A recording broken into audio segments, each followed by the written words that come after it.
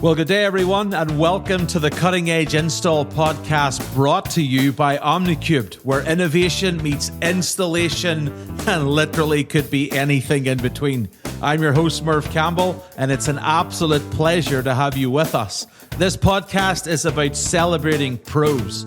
It's about celebrating installers. It's about celebrating experts and game changers, and man alive, do we have a mover and a shaker and a game changer on today. It's an exciting podcast for me. We're going to dive into stories. We're going to share insights. We are going to have fun. This is not going to be a laborious, boring podcast. The Irish know how to have fun, and being 100% Irish, we're going to knock it up a few levels. So whether you're on the job, whether you're on the road, or you're just looking to stay sharp, you have found the right place. So let's get cracking. It's an absolute pleasure for me to have Keith on the show today. Great to have you with us. Let's maybe get to know who you are. Give us a quick version. Take as long as you want. And let's hear about you and your story, Keith. Well, first of all, what an introduction. I love the voice, your tonality. It's perfect, and I appreciate that. Awesome. My name is Keith Daubmann. I'm one of the owners of a company called My Architectural Glass. I'm probably in the industry a little bit more known for our sister company called My Shower Door, which happens to be about 20 feet from where I'm standing. Awesome. We started here, family business, in Naples, Florida in 2003. But if I may, I heard on some of your previous podcasts, you asked, how did you get into the industry? And anytime I have the opportunity to share this story, real quickly, I love to. Please do. I'm the oldest brother of two. It's myself, my younger brother, Douglas Daubmann. Our parents, Bill and Donna Daubmann. When I was 12 years old, I'm now 47, but at 12 years old, my mother was a neighborhood beautician. My father was blue-collar alarm installer, did some hockey refereeing, moonlighting at night. I was diagnosed with Hodgkin's, non-lymphoma cancer.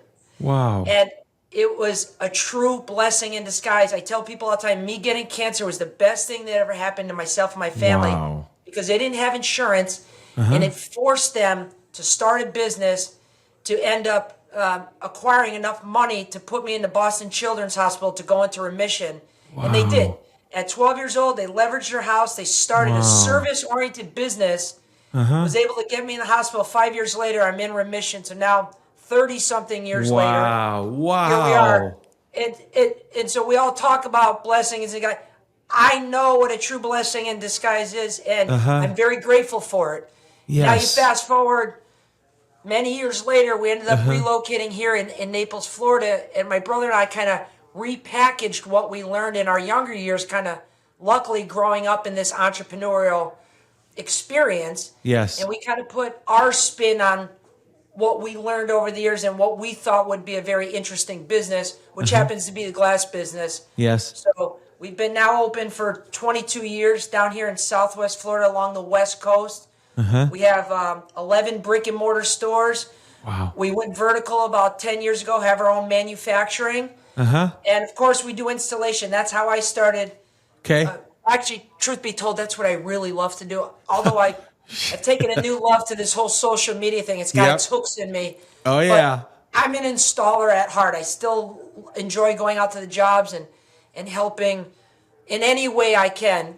But that's my story, and I'm sticking to it. Wow, what a story. Man, it's funny how you come on these podcasts and you think you know someone, and then you get wham. Dude, that's an outstanding story. What parents you had to do that, and just drive and determination. Wow, that's inspiring. If somebody wants to turn off right now, just take that and run with it. That is legit. Good stuff. I owe it all to them. I have two kids now. They're 16 and 17, and I couldn't imagine, there's been times during this business where my hair was falling out because of the stress when we were going vertical. Yep. But none of that was even compared to knowing that one of your children, I mean, just thinking about children being diagnosed. And you're talking back in the late 80s, we didn't have the information and know-how and education regarding the health and the diagnosis that we have now. So just imagine starting a business while your kid is, Going kind through of all unknown that. Wow, was extremely dude. stressful. So Totally. they're my hero. My parents are my heroes. Absolutely. By far. Oh, hands and it's down. really brought us close together as a Yeah. family and business partner. So a lot of people ask, how do you work with your family and brother? Oh my God, does it drive you crazy? I couldn't imagine doing it with anybody else. Without it. Absolutely. Yeah. Family. One of the previous guests, when we asked him, what keeps you going? And he says, my faith and my family. And he said, my family, it's putting bread on the table at night. It's providing for them. It's what puts wind in my sails. And it's what makes us who we are, like family orientated. And in the glass industry, that is a huge benefit. That's you can't even compare it to anything else. The know-how, the help, the family vibes, even within companies. Wow, that is impressive being stuff. a business owner, I've heard people say this, and it's true. Being a business owner, you almost have to be partially a little crazy to begin with because of all these ups and downs. Yep. And having people in your corner to be able to help relieve some of the stress or voice their opinions or, just have a confidant to be able to talk to and kind of travel together down that pathway is extremely important. Yep. Very, and very again, I'm important. very grateful for it. That's awesome. That's so cool. So you've had a career. It's expanding right now. It's like you said, the social aspect of things. You like the hands-on, clearly, helping people out. But what's one thing throughout your illustrious career thus far that it just sticks with you? And like any job that you're on, any decision you make, those memories kind of come flooding in and help kind of project in the way that you're going to move forward. I don't really you're going to kill me. Can you rephrase the question? So you go to a job site or you have a customer comes in. Is there any sort of things in the past that you can pull upon to help make a decision, to help it be a good decision or to go, you know what? I don't think this customer's for me. Let's move on. Okay. Now I understand the question. It's so the Irish. We have funny way with words, and it's the accent. I love the accent, by the way. Yeah, come on. It's awesome. There you go. One thing that I've learned over the years now down here, being in installation and in sales and just interacting with customers every day, early on in my career, I was, and I still am, extremely ambitious and passionate about what we do. Yes. But a lot of times in the beginning, that would come off to the customer. I'd be very excited. I was so quick to show them how much I knew and how I could help this situation that it almost caused anxiety in some people because of how vocal I was and almost they couldn't keep up with my excitement and it almost hurt me. Even though my intentions were coming from a good spot. Yes. I was able to realize this when I started filming myself. Wow. And a couple other people that I trust and would rely on some of their advice. I asked them about this and they said absolutely. Yes. And so I was able to really start to dial back my tonality and be a better listener. A good salesperson, the top level salespeople really only talk about 30% of the time. Totally. I had other people say, God gave you 2 ears and 1 mouth, so you should be listening twice as much as you're talking. There you go. And so I really lean on that now because there's an old saying that really resonates with me is seek first to understand in order to be understood. Wow. And so if you want a new opportunity to eventually listen to what you have to say, whether it's with price or implementation, they're never going to truly listen to you unless they felt they've been heard first. Yes. So for me on the sales side, just trying to slow things down a little bit. Yep, totally. A calming voice also can project to the other customer to really help their anxiety, lower their defense mechanisms, and be in a more collaborative state. Yes. So I don't know if that answers your question directly, but that's one thing over the years dealing with a lot of these customers that has really stood out to me. And over the last 5 years has helped elevate my ability to not only collaborate, but qualify certain opportunities. Because in the past, I was so quick to answer every question, jump at the opportunity that I found myself spending a lot of time with customers that really never were going to do business with us in the first place because they were just maybe validating another bid that they got from somewhere else. Yes. Or, we're in a very transient area where these are second homes down here. Yep. After my hour and a half long dissertation, I said, oh, too bad you're not in Dubuque, Iowa. And I'm thinking, what is going on? Yeah, and that was my fault because I wasn't listening. Yep, totally. And so that's probably one of the biggest lessons that I've learned. There you go. So any aspiring young people out there, listen with your ears. We kind of live in a generation where people want everything instant. It's got to be like right now. I want it right now. But there is something to be said for someone who walks into a room, who will sit down very calm, very collected, and would listen more than they talk. That's actually very empowering. And for other people, it's very inspirational, the fact of, when this person speaks, it's of value, so let's listen. Curiosity is a massive hack that I think is overly overlooked. Yep. Massively overlooked. Totally. And so a curious person, listening, paying attention to body language, paying attention, can unlock a lot of information that can help you achieve what you're trying to do. Absolutely. Totally.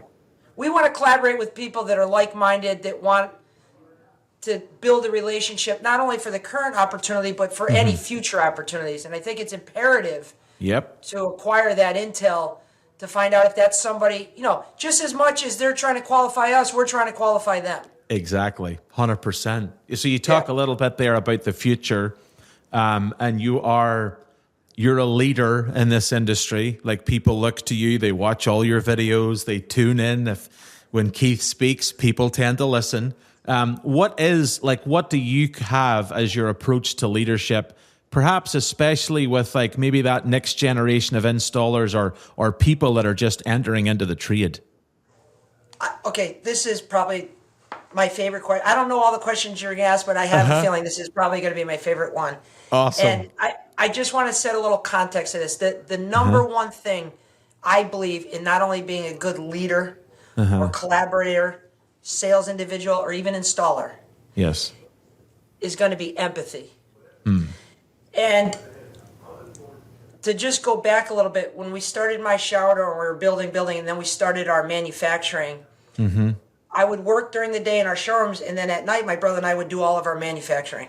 Okay. And one day, our controller, after about 6 months into this learning curve of manufacturing, because we had never been in the space, the controller says to my brother and I, hey, I know I'm going to sound like Debbie Downer, but we're based on projections. We're about 3 months away from not having enough cash for any of the businesses. Like, everything is going to fold. And my brother and I are pulling our hair out. I go, how is this possible? The orders are coming in. And what it was turnover. Our culture at our factory was horrendous. And that had everything to do with my brother and myself not being good leaders, because we had our heads so focused under the hood that we weren't actually leading with empathy and communicating and teaching and spending the necessary time with these individuals, that they were just getting burnt out and quitting. And the amount of money that was spent on training and trying to find people to hire, and their learning curve in the space was crushing us. And so we had all this overtime, this wasted money, bad product. And after we kind of were humbled, because at first we're like, no, there's no way this is true. Yep, totally. It can't be us. It's not me. It's gotta be somebody else. It's like, who is it? Put our ego aside. Your ego's not your amigo. When we finally did that, I ended up getting some coaching for someone, and empathy. Being able to see the world through someone's eyes. I think a lot of people think empathy and sympathy are the same, and they're really not. My definition of empathy is being able to articulate to someone the way they see the world through their eyes. Now, that doesn't mean you can have empathy for the worst person on the planet. You don't have to like them. No. You don't even have to agree with them. Exactly. But if you can showcase empathy it really unlocks this kind of collaborative mindset between both parties. Yes. And so when we figured that out, which wasn't much long after, being humbled with our CFO, Yeah. we had made a hire with an individual that had never been in the glass space, never been in manufacturing, Wow. actually came from the golf industry and came into our factory. And we kind of pulled ourselves away, and he became the kind of general manager with Yes. zero experience. But what he was good at was with people. Yep. And it literally almost turned the culture in our factory overnight, Wow. changed everything. Awesome. To this day, we are in the low single-digit turnover percentage in the manufacturing space. That's so If you good. know anything about manufacturing, it's usually in the 20 to 30 percentile Yep, range. sure is. And we're not even close to that, and it has everything to do with just being able to communicate, caring, Yeah. pardon my French, but giving a shit about Yep. the human beings that work beside you. Yep. Our teammates are the most important. I know customers are supposed to be number one, but our teammates are number one, because without them, we are not able to service our customers at a high level. Exactly. Totally. So it was a little long-winded answer, but No, that's so good. It's empathy. and it's over there on the East Coast. It's here on the West Coast in California. Like just recently, we tried to hire a position in this company, and nightmare, absolute nightmare. Even trying to get someone in through the doors, and then trying to hold on to them. We do have, I have to say, in this company, not to brag, but I will. We have an amazing company culture, and that comes from our owners down. That's how it starts at the But top. it takes a lot of work. And the minute you kind of move your focus and you're not really on it, things begin to slip. And you've got to, it's like a daily battle. It's like, hey, Jimmy, who's beside you, how you doing? How's it going? Is there anything you need help with? Not that they take advantage, but you're there to help.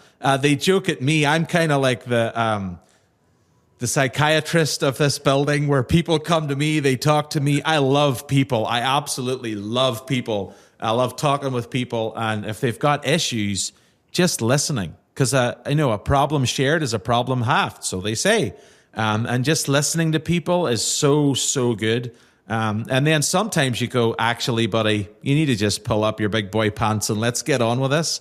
And there's other times they need that arm around the shoulder and, hey, it's going to be okay. We're going to get through this. Let's knuckle down together. But yeah, that's such an important thing. And that next generation, obviously your parents and then you, are your children looking to come up into the business? Are they like dabbling their fingers at that stuff? Are they getting into the glass industry, so to speak? Okay, so they've obviously grown up watching dad and his grandparents and uncle immersed in this business. Yes. But about 3 weeks ago, during their summer break, they've started, matter of fact, my son's here today, they started coming into work with me for a whole week at a time. That's so cool. I'm praying that they will want to get into this business, but I'm not forced. They're still 16, 17. They have some other jobs, but they've been doing a lot of social media with me, and they're amazing at it. I actually don't cool. I don't think they understand how good they are. Power and how good they are at it. Yeah. But it's been the best 3 weeks, really, of my career, being able to work alongside my children. So awesome. I hope that they understand that one day. Again, we've been shooting videos all day long. And while I'm still doing our day-to-day things, yes, I hope that they will want to get into the business. But again, they're at a point where pretty soon they're going to have to make their own decisions. And I don't want to push them away by trying to force them to do something that they just don't have a passion for. Exactly. I believe it's important. If you're going to be really good at something, you got to love it. And to love it, you really have to you have to have that mindset you want to be involved. It's going to take a long time. And they're just at such an early age. They're probably going to want to try a bunch of different things. Yep. But my guess is at least one of them hopefully will kind of find their way into the business. That's so cool. That's awesome. So while you have them there, are there any like lessons or values that you're like passing down to them to kind of put the hook, as it were, in their mouth and have them like come stay there? Anything that you would want to like even share with some younger people who maybe are thinking, Is this the industry for me? You know, even people in your area see your business and are like, I wonder what they do. Should I go work for them? Yeah, that's interesting. The one thing that I would share, and I share with my kids every day. I mean, I harp on this, and I would harp on this to any young person, yes, because they've grown up in a different generation with the electronics and tablets, and it almost seems like the person-to-person communication is not the way it was when I grew up. Like, we didn't have that. So if I wanted to do something, I need to talk to another human being. Totally. And so I really harp on the soft skills, almost the emotional intelligence, being situationally or manners. You know, not just if two people are standing there, husband and wife, you're not just looking at one of the individuals. You don't have your back to one. Exactly. Really, I go over a lot of the basic stuff that not only would help them if they were here, but help them in their career no matter where they are. Awesome. And I think soft skills, again, the empathy is something that is not talked about, and it's really not delivered day to day from them, because it's such a perishable skill, because we get ingrained in our brain from a very early age to talk in these didactic ways. Yeah, totally. Ways. It doesn't have to be that way. No, Again, it doesn't. The vet says people only talk 30% of the time, so it's not a didactic conversation. Definitely not. And so I try and give them some of the tools that I've learned that help keep the conversation going and innocuously building rapport, which is the quickest way to trust. Exactly. And that's where you start to collaborate. So good. Those are the lessons I'm really trying to push on them. Those are so good. And I got 3 kids. And I can attest, those are some just life skills that you want to pour into them at an early age. Simple thing, open a door for someone that's coming behind you. Might sound like that's kind of stupid. It's actually not. The days that we live in, it's really sad to see that next generation and how like kind of mannerly they are. Can I talk about that? Because yes, please do. 2 days ago, I brought my son to Longhorn. The local, it's a chain, big box chain restaurant. Yeah. But the one here has a set of doors on the outside of the building, and then there's like a little vestibule, and there's another set of doors on the inside. Okay. And so I said to my son, listen, when we're on our way up there, we're going to wait for another couple, and we're going to run in front of them. And I was trying to teach him about reciprocity. There you go. Because reciprocity is a human dynamic that's almost like breathing, unavoidable. Yeah. And so I'm trying to explain to him. So I said, I'm going to show you one version of reciprocity, and then I'm going to explain to you how I use social media to trigger reciprocity. Okay. And he says, okay. So I says, we see another couple, we run up in front of them, and I say, I want you to hold this door for them, which he does anyway. So he holds the door, I walk through, they walk through. And what do you think the first thing the other couple did? It was a husband and wife. My son opens the door, they walk through. What do you think happened next? They probably went, wow, what a very mannerly young man you are. Right. But then the husband opened that second door. There you go. It for us. There now, you go. Asked that. It was just almost like that's reciprocity. Yep.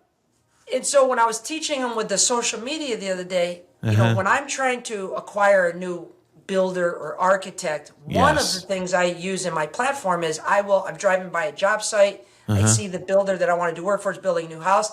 I will do a post. Has nothing to do with me, but everything to do with that builder. Maybe it's a clean job site, something that that's worth talking about. Absolutely. And I'll tag them in the post and I'll post it. And more often than not, I'll get a phone call or an inbound message like, I can't believe you were willing to do this. Like, we don't have people in our own company doing this. You know, I got a set of plans. Would you mind bidding on this for me? There you go. And you're like, would you mind bidding on this? I used to have to beg for the opportunity. Exactly. And so I was teaching him how reciprocity can be triggered in many different ways, and you should use it to your advantage. Totally. 100%. I want to ask you one question. It's not on my sheet, but eye contact. One thing that I try to teach my kids as much as possible is like eye contact. Like if someone's talking to you, look them in the eyes. It means an awful lot because in today's society, all we see is this because they're constantly they're constantly on their phones. And it actually, like there's so many people at times going for jobs. And a lot of times when they walk in, their head's down, they don't know what they're doing. a simple looking up and looking at someone and saying, hello, how are you doing? Like nowadays in today's society is like, whoa, this person's really special. When I was growing up, if I didn't do that, my father would have took me outside and said, hey boy, we need to have a little chat here. Yeah. So even in that simple thing, it's like, it seems so simple, but yet it's like massive. But in this hyper environment of now, yep, those basic things are almost overlooked when in reality, the most important tools in collaborating in today's hyper moving fast environment is those soft skills. Yep. Looking them in the eye, totally listening to, letting them finish a sentence, holding a door for them. Those little things go a long way, especially these older generations. They're dying to tip somebody for good reason. We are almost extorted to tip on service stuff that has no business being tipped. No. But it's not that people don't want to tip. They just don't want to tip when they don't get service. But when you do these little soft skill things, you almost hear it all the time, like, oh, wow, finally, somebody in this younger generation that actually knows how to treat another human being. Exactly. So those skills go a long way. Goes a long way. And bring that into the workplace, and now you have an employee who you can train who's willing to listen because they've listened till a generation before. It's kind of like a win-win situation. So, no, awesome. But yes, okay, so you've got a big network. Social media is your thing. But who is someone who inspires you, who helps shape your work? Who would you say that would be? Okay, outside of the obvious, my mother and father. Yes. I love watching Gary V. Gary Vaynerchuk, I believe, is somebody that's got his heart in the right place, cares about his people, cares about the customers. Yes. Another individual that I lean on a lot for, not that I know him, but for guidance, and I watch a lot of his stuff. His name is Chris Voss. Okay. Chris Voss is an emotional intelligence specialist. That's really where I learned a lot about the empathy and the tactical deployment of it to help build long-lasting relationships. Yeah. So those would be two individuals that I really enjoy consuming their content and engaging in. It's helped me and our business immensely. Yes. Awesome. So on that note, maybe you're doing social posts, you're getting a lot of stuff out there, and perhaps it's a hard day. Maybe you hit resistance. How does Keith keep going day to day to day? Yeah.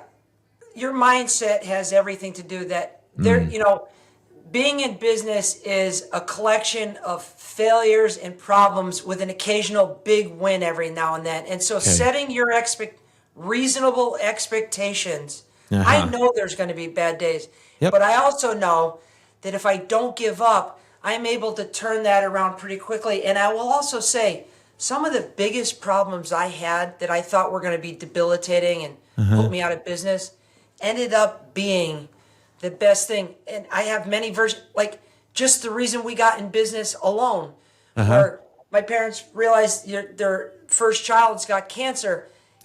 Instead of letting that cripple them, it almost propelled them. And now look where we are now. We got 190 employees, award-winning company.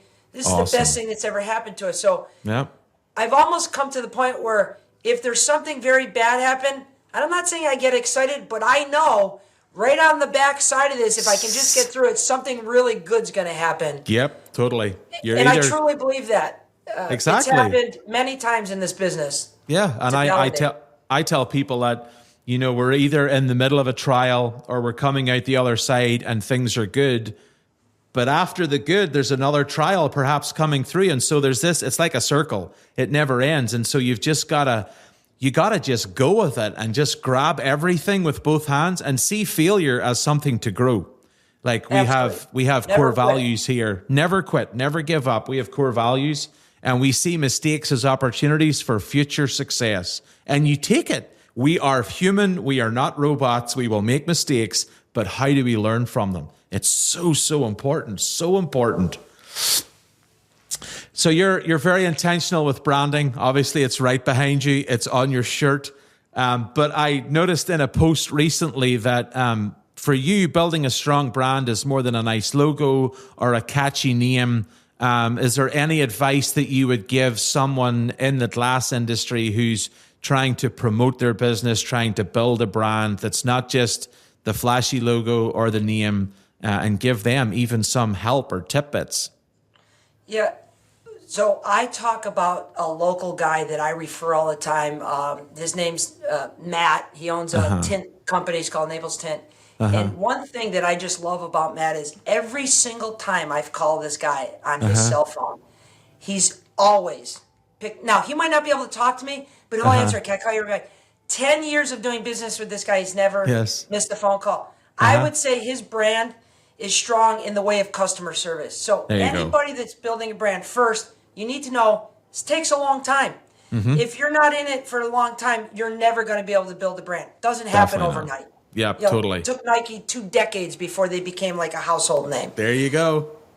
But whatever you do, you have to be guided by a certain set of principles. You got to be, morals. You need to be doing things the right way, ethically good by your customer. Totally. Sometimes that means taking a haircut and eating, a bad job and losing money on it. And again, a lot of people's pride get in the way of making that decision. Totally. And when the pride does get in the way, it damages the brand. Yep. So it's more, building your brand has everything to do with how you conduct yourself and showcase your business to the free market. Yes. And so just have reasonable expectations that your brand will become whatever it is you want it. You have to have a vision for that. Vision drives decision. Exactly. But again, you have to be patient and just constantly be doing the right thing by your customers and your teammates. Yep. Because your teammates are an extension of you and the company. Oh, yeah. Every decision that we make has to evolve around being what's best for the company. And sometimes that means making hard decisions. Yes, it does. And so they're not always going to be liked by everybody. Nope.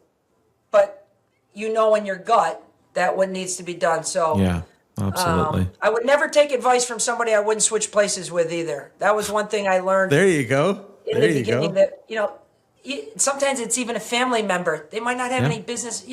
Keith, you shouldn't be doing that. That's going to be so hard. And a lot of times advice comes with good intentions. Yes. But they really don't have any knowledge in the thing that you're trying to chase. So I would absolutely never take advice from someone you wouldn't switch places with in that specific thing. There you go. You've heard that quote here today, so take it to the bank and use it. Kind of last question, wrapping things up here. You're a phenomenal business owner. You're a phenomenal man on social media. Is there anything in business or whatever that's made you a better person all around? Like you've rubbed shoulders with someone and, that has made you into like a better person, or even some difficult decision that you've had to make in your company that's, you now look back and go, if I could go back 20 years and tell the young Keith that, I would, and it would make him a better person. 100%. And it's my father. There you go. Keith, especially the first, now 22 years in business here, the first 10, 11 years, yes, Keith was a very prideful person and had no problem drawing lines in the sand. My father never did that. The old saying, cut off your nose to spite your face. I didn't have a problem doing that. I felt like maybe if somebody was trying to do us dirty, it was a bully move. It triggered me. And my logic would be skewed. And so the older Keith would tell the younger Keith, now starting over, don't be so sure of drawing a line in the sand. You never know what the other side's going through in that moment. Totally. It might seem like they're trying to attack you, but again, I wasn't listening enough to find out where this was coming from. Yes. And so I would have no problem alienating myself from future opportunities because of whatever happened in that moment. Yes. I would be the younger Keith would be a better listener, be way more empathetic, and I wouldn't be so quick to draw a line in the sand. I think that might have hindered our growth in the beginning because I was just so prideful and just felt like I needed to get my pound of flesh, and that just doesn't bode well for long-term success. No, it doesn't. And it's very hard because we live in days where being that more humble person is actually seen as weakness when actually it's not. It's a strength. It's a superpower. It's a superpower. It gives me chills hearing you say that. Actually, it's true. Yeah, being a humble person, it's not soft or weak. It's actually, you're a better person for it, and in the end run, it'll actually put you in good stead. So, young people, if you're listening, which I hope you are, take heed from two older gents who've been through a lot, have done a lot.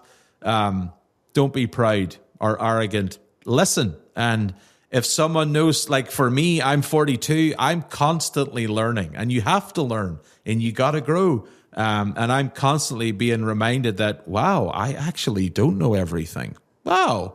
Okay. So let's learn and grow. Well, Keith, it's been an absolute pleasure, my friend. It's been so good to have you on this podcast, and I thank you so much for your time. Any final comments you want to say? Yeah, I appreciate the opportunity to be on your podcast. You sound like an amazing